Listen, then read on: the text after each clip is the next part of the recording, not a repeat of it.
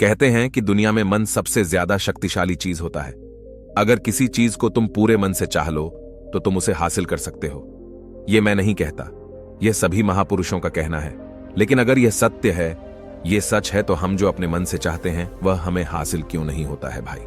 कोई भी इंसान अपने मन में तो दुख नहीं चाहेगा, लेकिन वो रहता तो दुखी है। हर इंसान अपने मन से तो कामयाब होना चाहता है, खूब पैसा कमाना चाहता है, लेकिन फिर भी वह कामयाब नहीं होता।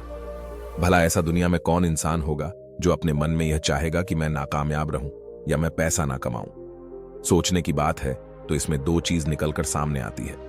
या तो वह महापुरुष गलत थे जिन्होंने यह बात बोली कि मन से चाहे हुई चीज हासिल हो जाती है, या फिर हम गलत हैं। आज की पोस्ट में मैं जो कहानी बताने वाला हूं उसमें आपको एक ऐसा मंत्र मिलेगा। उसे समझने के बाद आपको एक ऐसा मंत्र का पता चलेगा जिससे आप यह समझ पाएंगे कि अपने मन से कोई भी चीज कैसे करवाई जाती है, मन में किसी भी बात का बीज कैसे बोया जाता है। यह इस कहानी से आपको अच्छी तरह से समझ में आ जाएगा और इससे आप यह भी समझ पाएंगे कि आकर्षण का नियम, लॉ ऑफ अट्रैक्शन, कैसे काम करता है। कहानी छोटी सी है लेकिन बहुत ही गहरी है। इस पोस्ट को पूरा लास्ट तक पढ़ना तो ही आप अच्छे से इस कहानी का पूरा लाभ ले पाएंगे। तो चलिए कहानी शुरू करता हूं और समझते हैं कि मन का मंत्र, मैन को कंट्रोल कैसे करे। Vertical bar. एक बार की बात है, एक आदमी के जीवन में सिर्फ दुख ही दुख थे। वह जो भी काम करता उस बेचारे का वह काम पूरा ही नहीं होता। घर में आता तो घर में कलेश बना रहता, किसी से कोई मदद मांगता तो कोई उसकी मदद नहीं करता। ऐसा लगता था कि चारों तरफ से उसके ऊपर दुख का पहाड़ टूट पड़ा है। उसे समझ नहीं आ रहा था कि मैं इन दुखों से कैसे पार पाऊं। वह दिन रात यही सोचता रहता था कि अपने दुखों से छुटकारा कैसे पाना है। इसी कारण से वह रात में सो भी नहीं पाता था। उसकी आंखों के नीचे बड़े बड़े काले घेरे बन गए थे, जो इस बात का प्रतीक थे कि वह आदमी कितना दुखी है और कितना चिंतित है। कभी कभी तो उसके मन में आत्महत्या करने के भी ख्याल आते थे, लेकिन अपने परिवार की चिंता करके वह यह कदम नहीं उठा पाता। वह इतना दुखी हो गया कि उसने निर्णय किया कि वह इन दुखों से छुटकारा पाकर ही रहेगा। इसके लिए चाहे उसे कितनी ही मेहनत करनी पड़े, कुछ भी करना पड़े, चाहे अंगारों पर चलना पड़े, लेकिन इन दुखों से छुटकारा हासिल करके रहेगा। ऐसे ही एक दिन उसने अपने मित्र से पूछा कि मैं अपने जीवन को कैसे सुधारें। उसके मित्र ने उसे बताया कि तुम किसी बाबा के पास जाओ। बाबाओं के पास ऐसा मंत्र होता है जिससे सारे दुख मिट जाते हैं, जीवन खुशियों से भर जाता है और धन संपदा भी हासिल होती है। तुम किसी ऐसे बाबा को ढूंढ लो, बस तुम्हारा काम बन जाएगा। उस आदमी के मन में यह बात पूरी तरह से पक्की बैठ गई कि कोई बाबा ही मेरा दुख दूर कर सकता है, और इसीलिए उसे किसी भी बाबा के बारे में पता चलता तो वह उस बाबा के पास पहुंच जाता, उस बाबा को अपनी समस्या बताता और उससे उसका समाधान पूछता और कहता कि बाबा, मैं कुछ भी करने के लिए तैयार हूं, लेकिन मेरी इन समस्याओं से मुझे छुटकारा दिला दीजिए। आप जो कहेंगे मैं वह करूंगा, लेकिन मेरे जीवन को सुधार दीजिए। बाबा उसे कुछ टोने टोटके बताते थे करने के लिए, और बदले में दान दक्षिणा ले लेते थे कि यह टोना टोटका करने के बाद तुम्हारे घर में सुख शांति बनी रहेगी। बस इस टोटके को पूरी विधि के साथ करना। वह आदमी घर लौटकर पूरी विधि के साथ टोने टोटके करने लगा, लेकिन बहुत टोने टोटके करने के बाद भी उसके जीवन में कुछ बदलाव नहीं आया। इसके विपरीत उसका जीवन और ज्यादा दुखी हो गया। जो भी बाबा उसे टोना टोटका देता था वह बदले में उससे दान दक्षिणा लेता था, जिससे उसका धन भी धीरे धीरे खत्म हो रहा था। इससे उसके जीवन में दुख और ज्यादा बढ़ गया। तब उसे लगा कि बाबाओं के पास जाने से तो मेरे जीवन में दुख कम होने की वजह बढ़ते ही जा रहे हैं, तो मुझे क्या करना चाहिए? बाबाओं के पास जाऊं या ना जाऊं? फिर एक दिन एक आदमी ने उसे बताया कि तुम अपने घर में किसी पंडित को बुलाकर हवन करवा लो। हवन होगा, घर शुद्ध हो जाएगा, कोई भी बुरी ऊर्जा होगी घर में तो वह घर से बाहर चली जाएगी। किसी पंडित को बुलाकर पूरे विधि विधान उसे मंत्र उच्चारण कराओ, हवन कराओ, जिससे घर में सुख शांति आए। उस आदमी के मन में यह बात बैठ गई और उसने एक पंडित को अपने घर पर बुलाकर हवन करवा दिया। हवन अच्छी तरह से संपन्न हुआ। बदले में पंडित ने भी अच्छी दान दक्षिणा ली और उसके बाद वह वहां से विदा हो गया। लेकिन कुछ दिनों के बाद उस आदमी को महसूस हुआ कि उसके जीवन में अभी भी कोई बदलाव नहीं आया है। अब वह आदमी पूरी तरह से दुखी हो गया और ज्यादा परेशान हो गया। अब तो उसे लगने लगा था कि मेरे जीवन में से दुख कभी खत्म ही नहीं होंगे, और यही सोच सोचकर उस आदमी का बुरा हाल हो गया था। फिर एक दिन उसे अपने मित्र से एक ऐसे बाबा के बारे में पता चला जो समाधान बताने के लिए कोई दान दक्षिणा नहीं लेता था उस आदमी को लगा कि यह बाबा दूसरे बाबाओं की तरह नहीं हो सकता, क्योंकि यह तो दान दक्षिणा लेता ही नहीं, और अगर दान दक्षिणा नहीं लेता तो यह सच में कोई सिद्ध बाबा होगा। और यही सोचकर वह उस बाबा के पास पहुंच जाता है। जब वह आदमी वहां पर पहुंचता है तो वह बाबा ध्यान में बैठे हुए थे। यह देखकर वह आदमी वहीं पर चुपचाप बैठकर ध्यान से बाहर आने का उनका इंतजार करने लगा। थोड़ी देर बाद बाबा ने आंखें खोली तो सामने एक दुखी और परेशान युवक को बैठे देखा। उसकी आंखों के नीचे काले घेरे देखकर ही समझ गया कि यह आदमी अपने जीवन से कितना परेशान है। उसे संबोधित करते हुए बाबा ने पूछा कि बच्चा, क्या चाहते हो? बाबा के पास क्या लेने आए हो? उस आदमी ने कहा कि बाबा, मैं अपने जीवन से बहुत परेशान हूं। मैंने इन दुखों को दूर करने के लिए बहुत सारे रास्ते अपनाए, हर वो तरकीब करके देखें जो किसी बाबा ने मुझे बताई, हर वो काम किया जो कोई भी इंसान ने मुझसे करने को कहा, लेकिन मेरे जीवन में दुखों में कोई कमी नहीं आई। बाबा, इसके विपरीत मेरे जीवन में दुखों में बढ़ोतरी हो गई है। मुझे समझ में नहीं आ रहा है कि मैं क्या करूं। कभी कभी तो मैं आत्महत्या करने की सोचता हूं, लेकिन मैं अपने परिवार की सोचकर मैं यह कदम नहीं उठाता हूं। मैंने आपके बारे में बहुत सुना है बाबा, और मैं बहुत उम्मीद के साथ आपके पास आया हूं। कृपया करके मुझे कोई ऐसा मार्ग बताएं जिससे मुझे अपने दुखों से छुटकारा मिल जाए। मैं अपने दुखों से छुटकारा पाने के लिए कुछ भी करने को तैयार हूं। आप मुझे कोई भी रास्ता बताएं, चाहे वह रास्ता कितना ही कठिन क्यों ना हो, मैं उसको पार करके रहूंगा। बाबा ने महसूस किया कि आदमी तो सच में बहुत परेशान है। बाबा ने उसकी बात सुनकर कहा कि बच्चा, दुखों को दूर करने के लिए मंत्र ऐसे ही नहीं मिलते हैं। मंत्र पाने के लिए कुछ करना पड़ता है। तुम कुछ कर सकते हो। यह सुनकर पहले तो उस आदमी ने सोचा कि यह बाबा भी मुझसे दान दक्षिणा मांगेंगे, लेकिन और कोई रास्ता ना पाकर उस आदमी ने कहा, बाबा, आपको जितना भी दान दक्षिणा चाहिए मैं देने के लिए तैयार हूं, लेकिन आपका मंत्र सच्चा होना चाहिए, वह पूरा होना चाहिए, उसका फल मुझे मिलना चाहिए। उसके बाद मैं आपको जो भी दान दक्षिणा लेना चाहते हो मैं आपको दे दूंगा।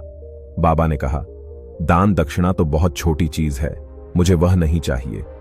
इस पर वो आदमी सोच विचार करके बोला, तो बाबा, मैं अंगारों पर भी चलने के लिए तैयार हूं, आप मुझे बस आज्ञा दीजिए। बाबा ने कहा कि अंगारों पर चलने वाली छोटी चीज मैं तुमसे नहीं कराने वाला हूं। मैं जो तुमसे कराने वाला हूं वह बहुत कठिन मंत्र है, उसे पूरा कर पाओगे? उसने कहा, बाबा, आप मुझे बताइए तो सही, मुझे करना क्या होगा?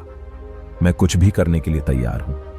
इस पर बाबा ने उसे कहा कि यहां से जब तुम अपने घर जाओ तो रास्ते में अपने मन में यह दोहराते जाना कि मैं सुखी हूं, मैं सुखी हूं। बार बार अपने मन में यही दोहराना, और याद रहे जुबान पर यह नहीं आना चाहिए, यह सिर्फ मन में दोहराना है।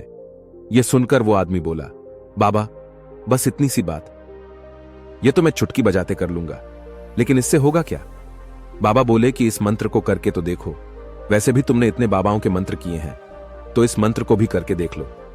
उस आदमी ने सोचा कि बाबा कुछ दान दक्षिणा तो ले नहीं रहे हैं, और छोटा सा मंत्र है, इसे तो मैं कर ही लूंगा। वो बोला, ठीक है बाबा, मैं यह मंत्र जरूर करूंगा। और वो आदमी यह कहकर वहां से चलने लगा। लेकिन जैसे ही वह चलने लगा, पीछे से बाबा ने बोला कि बच्चा, एक बात याद रखना, जब तुम यह मंत्र अपने मन में दोहराना तो तुम्हारे मन में बंदर के विचार नहीं आने चाहिए, बंदर का ख्याल भी नहीं आना चाहिए, तो ही यह मंत्र सिद्ध होगा। आदमी बोला, मुझे तो आज तक बंदर का कोई विचार नहीं आया, तो अब क्यों आएगा?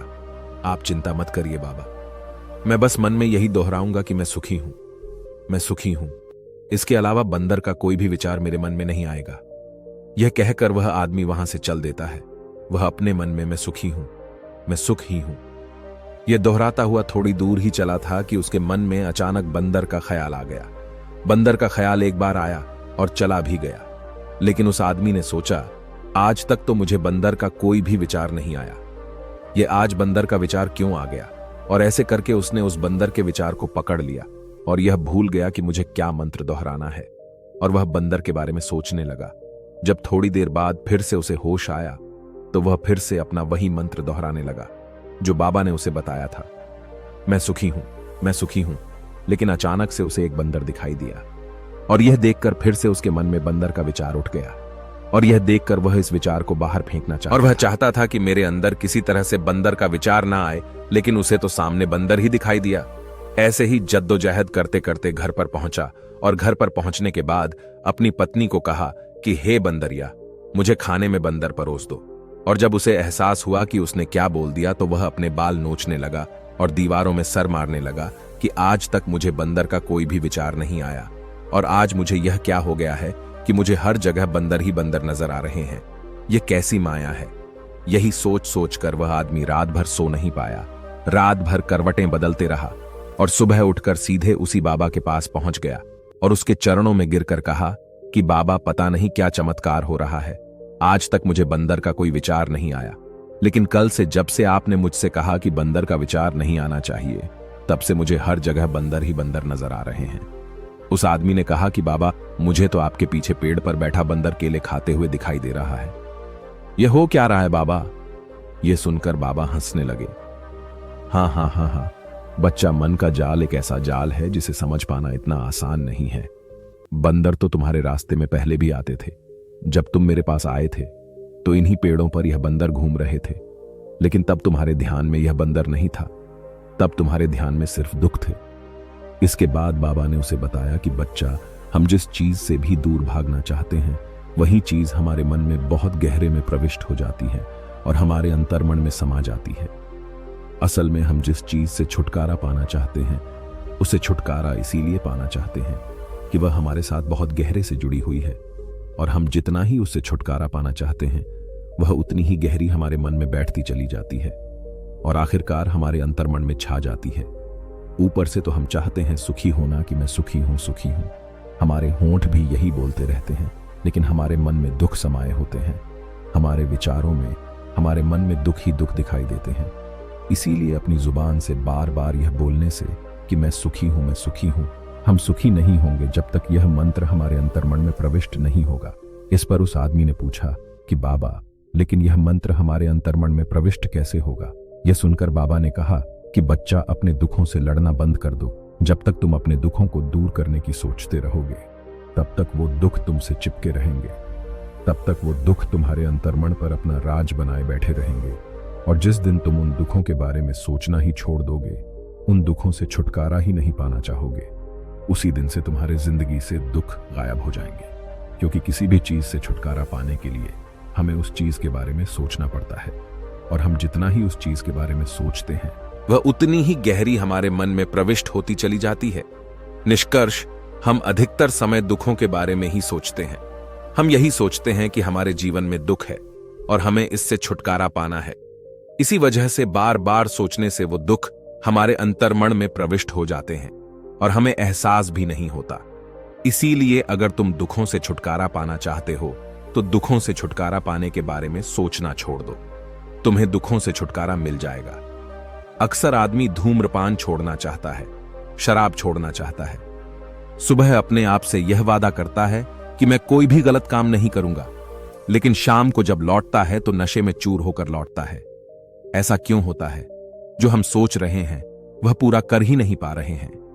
असल में हम उस चीज को बहुत ज्यादा तवज्जो दे रहे हैं, उस चीज को बहुत ज्यादा अहमियत दे रहे हैं। जब भी हम उस चीज को छोड़ने के बारे में सोचते हैं, तो हम उसकी इंपॉर्टेंस यानी कि विशेषता और ज्यादा बढ़ा देते हैं। हमारा मन उस चीज के बारे में जितना ज्यादा सोचेगा, शराब या धूम्रपान छोड़ने के बारे में जितना ज्यादा सोचेगा, हमारा मन उतना ही उस चीज के पीछे ज्यादा भागेगा। हमें उस चीज से लड़ना नहीं है, बल्कि बिना सोचे गुजर जाना है। और अगर हम इस मंत्र को समझ लेते हैं, तो हम अपने जीवन में जो भी पाना चाहते हैं, उसे अपने अंतर्मन में डाल सकते हैं। और एक बार वो लक्ष्य हमारे अंतर्मन में बैठ जाता है, तो फिर सफलता पाने में कोई समस्या नहीं आती।